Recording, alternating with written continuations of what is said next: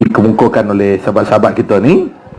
Dia kata berkenaan dengan kita lihat orang Islam mati kadang-kadang dalam keadaan yang menakutkan, dan orang kafir kadang-kadang mati dalam keadaan tenang. Okey, jadi itu persoalannya lah. Apakah petanda-petanda perkara sedemikian? Itu satu persoalan. Dan boleh tak Ustaz jelaskan berkenaan dengan nikmat? Dia sebenarnya bukan nikmat ni, rahmat. 100 rahmat Allah simpan, 99 Allah simpan, dan satu rahmat Allah beri kepada umat ataupun pada makhluk untuk dibahagi-bahagikan kepada seluruh makhluk Allah Subhanahu Wa Taala. Jadi itu dua soalan, dan terus Ustaz buat kesimpulan. Mana soalan pertama berkenaan dengan kematian orang kafir dan kematian orang beriman. Kadang-kadang secara zahirnya nampak orang kafir ni mati macam keadaannya baik, dan orang beriman ni mati keadaan seolah tak baik. Dan yang kedua berkenaan dengan rahmat Allah Subhanahu Wa Taala. Silakan. Terima kasih kepada Ustaz Azman dan tuan yang bertanya, sahabat ahli panel, tuan-tuan dan puan-puan dan dirahmati oleh Allah. Kita bila membicarakan tentang alam dunia kita dan alam barzakh, alam mati ini, tak sama pandangan kita berdasarkan mata di dunia dengan mata di akhirat ataupun mata di alam gaib ni.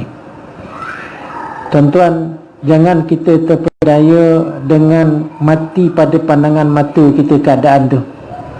Kita tengok orang tu mati dalam keadaan bersapai badan dia lah, kan? Hancur badan dia, otaknya sampai dikutip.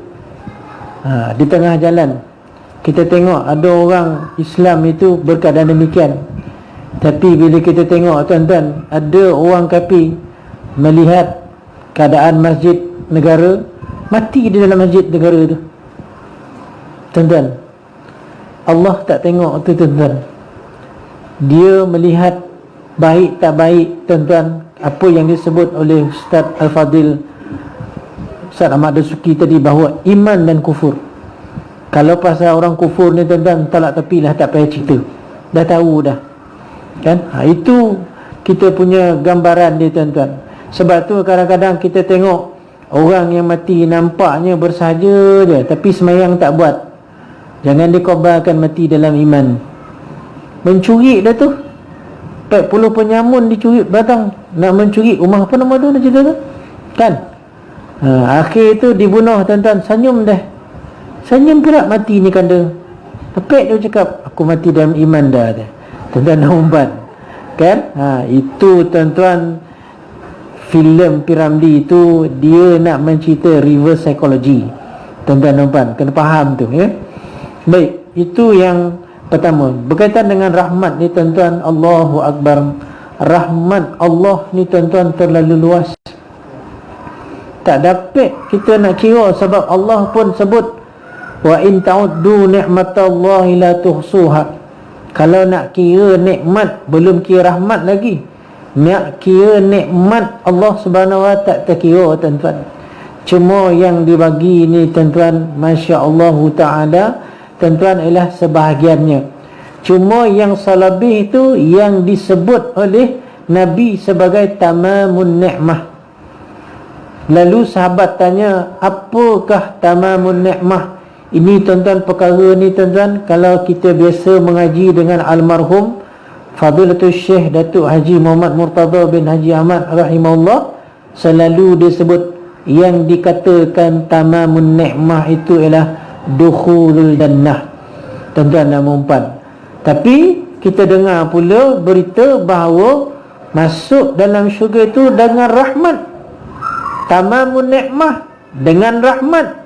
Tuan-tuan, pernah dibicarakan Nabi perkara ini di kalangan sahabat, masuknya syurga itu dengan rahmat Allah. Lalu sahabat pun tanya, semua ke ya Rasulullah, termasuk ke engkau? Termasuk aku, tuan-tuan dan puan.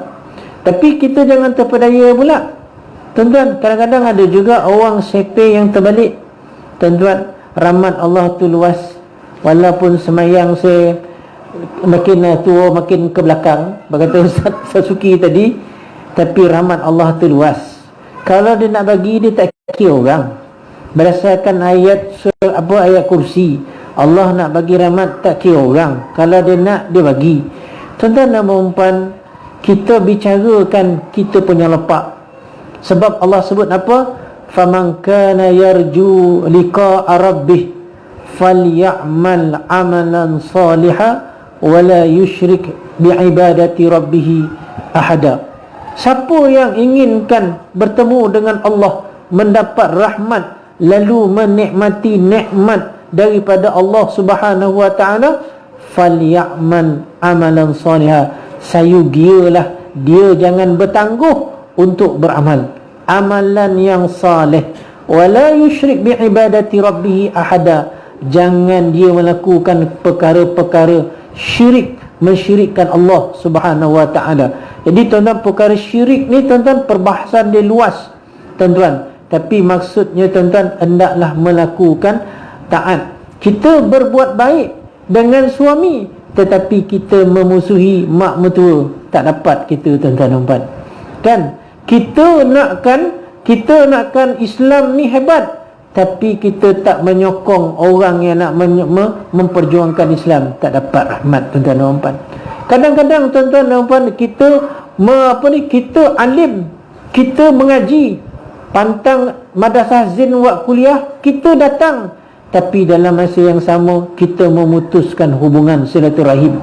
Tuan-tuan, banyak baca Quran, selawat bertimbun-timbun, zikir, ya Allah tuan-tuan, berkopuk-kopuk, tapi dalam masa yang sama mengumpat, kan, memfitnah dalam grup WhatsApp tuan-tuan. Kita tak tahu ke mana-mana, tapi ada dalam grup tu tuan-tuan.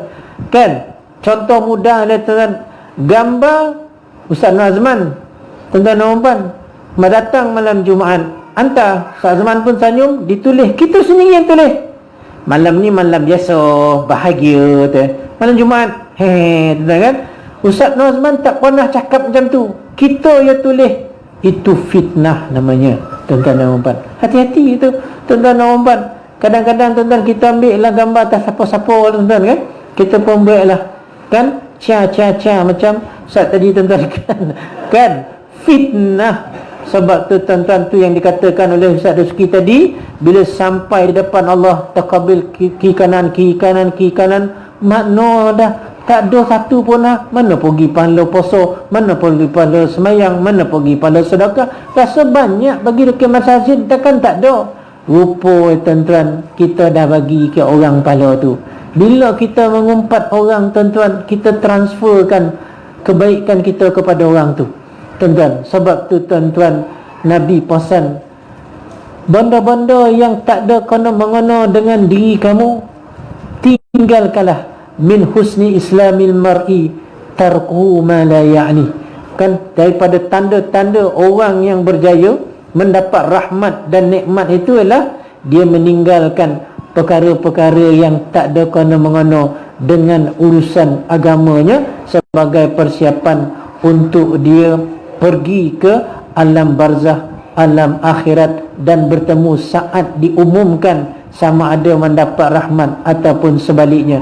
Tuan-tuan dan puan yang dirahmati oleh Allah Subhanahu wa taala, banyak kerja besar kita sekarang ni tuan-tuan.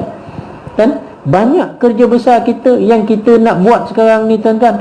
Antaranya tadi ialah Al-Quran, antaranya selawat. Kita tahu tuan-tuan, cuma sekarang ni masalah ialah problem tu ya. Kan? Apa dia problem tu tuan-tuan? Tak beramal. Tu ya tuan-tuan. Masalah kita ialah tak beramal. Tuan-tuan, dalam banyak perkara-perkara besar ni tuan-tuan, satu perkara yang kita kena usahakan ialah dakwah. Tuan-tuan, dakwah. Yang kedua, jagalah perpaduan ummah. Inilah satu perkara yang boleh saya simpulkan. Wallahu alam.